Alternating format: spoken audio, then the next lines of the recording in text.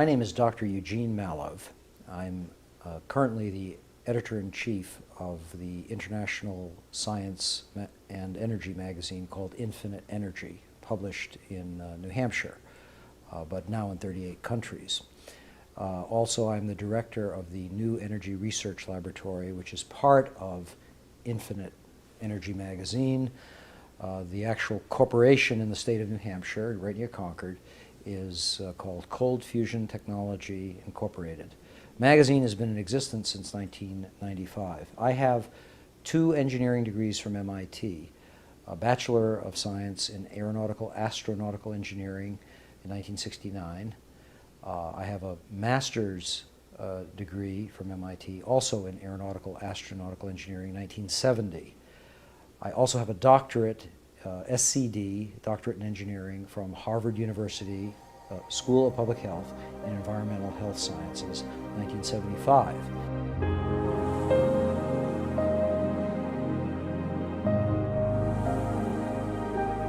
I was the chief science writer at the MIT News Office when the cold fusion story out of Utah broke on March 23rd, 1989. And I was at MIT, my alma mater, serving proudly as the chief science writer in the news office. I encountered cold fusion and my entry into what might be called today, or is called today, the new energy area, because I was the chief science writer at the MIT News Office. And it was essential at the time when Drs. Pons and Fleischmann on March 23rd made their announcement at the University of Utah that they had created apparently a source of energy, they said, that had more energy coming out than in a jar, vessel of heavy water on which they had taken careful measurements. They thought that the amount of heat coming out was so large that it had to be a nuclear source. They were excellent chemists, world class. They could not see anything else but a nuclear explanation, even though they didn't have proof of it, other than the magnitude of the excess heat and some preliminary indications of nuclear products. That's how it began. And by the way, it's always nice to mention that this was only 12 hours before the Exxon Valdez ran aground off Alaska, a kind of a cosmic coincidence of great significance in some respect. History will record that, I'm sure. What we really had was a threat to the scientific establishment, even if it were perceived, as it was then and even today, as a bogus discovery, not a real discovery, not good science, bad science, false data. Even though that was and is on the minds of the hot fusion physicists today and the high energy physicists, the threat of it even being implied as real and having monies, shall we say, being diverted from their favored programs, and that was a threat. No question, there was an actual threat of that happening. It was real. Overwhelmingly compelling, as I said, in Fire from Ice. It was real. Now it's 100% certain. In fact, what Pons and Fleischmann found was only the tip of an iceberg. And this is a huge controversy, one of the largest, maybe most intense controversies in the history of science, in the sense that it's occurring in the modern age, well documented in video and print media and books and everything. Huge quantities of technical literature published by the proponents, a much smaller amount by the people who found so-called negative results. And the intensity of this controversy certainly equals controversies of the past, like the Galileo-Copernican revolution. 2 very dramatic events occurred at MIT while the cold fusion story was evolving. Remember, March 23rd, 1989, the announcement.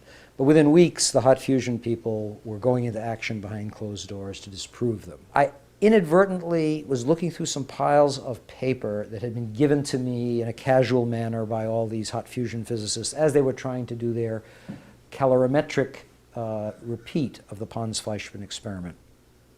And to my utter astonishment, I can remember sitting at my desk in my study and actually seeing these 2 sheets of paper, wads of paper, reports, one dated July 10th, 1989, and another dated July 13th, 3 days apart. The difference between July 10th and 13th was dramatic. And my initial reaction was, oh, here's in July 10th, control experiment, light water, heavy water, the real Pons-Fleischmann experiment, showing in the raw data excess heat, what looked like excess heat on the graph. Whether it was correct or not is not important, but it looked on the graph like, oh, gee, that's dominantly positive. One would conclude from that data alone, gee, if we get that on the experiment, that's exciting, okay? But then on the 13th, it was shifted completely. It was altered. They did some standard averaging, which was appropriate, that is in time blocks, but the level of the signal had been utterly changed. And I was stunned. I couldn't believe what I was seeing. It looked like monkey business to me at the time, and it has turned out to be exactly that. It was a lower echelon person in the Plasma Fusion Center at MIT, one of the 16 authors of a scientific paper done under Department of Energy contract that had altered data. And that data is scientific fraud, as far as I'm concerned, and many other people are concerned. It was represented as a negative result when it was positive. Didn't prove cold fusion, even if the positive result was a legitimate positive. But the representation of the altered data as a negative was clear fraud. No question. It's been referred to legal authorities in the government. I asked for a review at MIT, got nowhere. If this type of manipulation had occurred in any legitimate research area, such as cancer research, AIDS research, global warming research, anything that's accepted as reasonable to be researching, and this kind of shifting were determined in a normal university setting, the people would lose their jobs, they wouldn't be in science. And yet, these people today, their data is used today, to year 2000, and all before, to reject patents. It's not the only thing they use to reject patents of American citizens and other people applying for cold fusion patents. But the MIT data is held up, Caltech data is held up, Harwell Laboratory in England data held up. It's a travesty, a very amazing thing. We know for a fact today that the cold fusion, low energy nuclear reactions are real. It's a class of reactions of nuclear, non-dangerous reactions producing dominantly heat but also nuclear changes. Very beneficial type of powerful reaction. That is a commercially emerging technology in the hands of a number of companies. It's difficult technology, but it will, under the proper circumstances of proper patenting and money and what have you, it will emerge as a universal energy source. And I just want to say that at least one of the reactions is indeed cold fusion. Literally the joining of two heavy hydrogen nuclei to form helium-4. This has been demonstrated repeatedly. Dr. Les Case, MIT graduate, his process has been repeated at SRI International. There is absolutely no doubt about this. And what that means is that in 1 cubic kilometer of ocean, if you fuse all the heavy hydrogen, which is just 1/6500th of that cubic kilometer of ocean, that would equal the oil energy of combusting all the known oil reserves on Earth. So for all practical purposes, we know today, scientifically, in a very careful manner, supported by a mountain of additional supporting evidence, that at least is possible in principle and nearing commercial application. I believe that cold fusion has opened my eyes to yet other possibilities. It definitely has opened my eyes to other possibilities, and these possibilities have now essentially come to become, in my mind, based on my evaluation of a number of devices I have seen or inferred or studied, without getting into details of what these devices are. In a few instances, I can say there are clearly over-unity electromagnetic devices, things that produce more electrical energy out than in. We are not in Kansas any longer. This is spectacular new physics. It indicates that some rather dramatic cracks exist in the foundations of physics. Electromagnetic theory will require radical revision. There has been an extraordinary abrogation of basic legal responsibility at the Patent Office, as an example, and at the Department of Energy on the matter of cold fusion. Cold fusion patents have not been approved. Okay. The only way of approving any patent that resembles cold fusion is to eliminate the words cold fusion or anything like it. Certain people have done that and succeeded. Okay, the Patterson power cell is one such example, and there was an age clause acceleration because of the age of Dr. Patterson that helped him, and it was through a different art group at the patent office that helped him also. But dominantly, if the patent goes through a certain gentleman at the patent office today, whose name is Harvey, he will reject all such patents. They will not get through. American citizens are being denied their constitutional rights in this particular case. There is no question about it. We have a complete audit trail on that. Numerous inventors can show us the sheaves of press releases and newspaper clips from 1989 showing the failure to produce reliable results, and that's supposedly disproving Pons and Fleischmann. Therefore, the inventor is being rejected on the basis of newspaper accounts. Also, the MIT negative experiment, so-called negative experiment, is introduced. No matter what affidavits as to its invalidity are put forward for courts and so forth.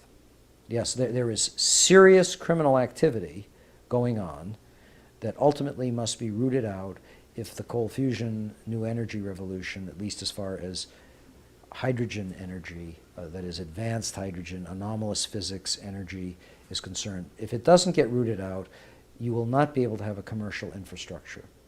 The field of cold fusion has been marginalized by the establishment by creating certain myths about it, and pejorative terminology being used, which is highly inappropriate, has no bearing at all on what's being done, called pathological science, junk science, weird science, voodoo science now is coming up from a certain individual at the University of Maryland. And it's just basically name-calling. They no longer look at the data. Of course, they never really looked at the data. They had a bad frame of reference to begin with. They said it must work like hot fusion. Well, this was in a solid state. It's just like saying the equivalent of demanding that cold fusion works like hot fusion is like saying a transistor works like a radio tube. It's idiotic. It's stupid. It makes no sense. And yet that's what was demanded. So they made straw men. There must be this product or this radiation, or we're not going to believe it. There are prominent cold fusion critics who have established a very strong position. They have put their foot in their mouth, so to speak, and they find it very difficult, if not impossible, to adjust their thinking. They can't admit they were wrong. Perhaps at some level they have a subconscious fear that they're wrong, but they think they can get away with it now by continuing to act as though it doesn't exist.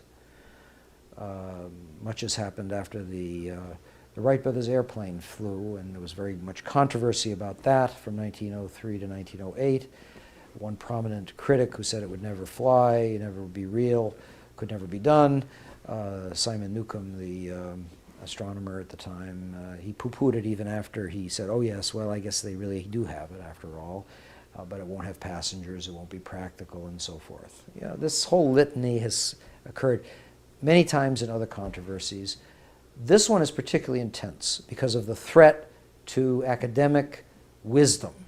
There's nothing worse, I've found, than suggesting to academic physicists in particular, and academics in general, that they are not only wrong, but disastrously wrong, catastrophically wrong, and that once they are proved and shown in public to be the fools that they are and the bad actors that they are, there's possibly going to be some punishment for them in terms of loss of prestige and what have you.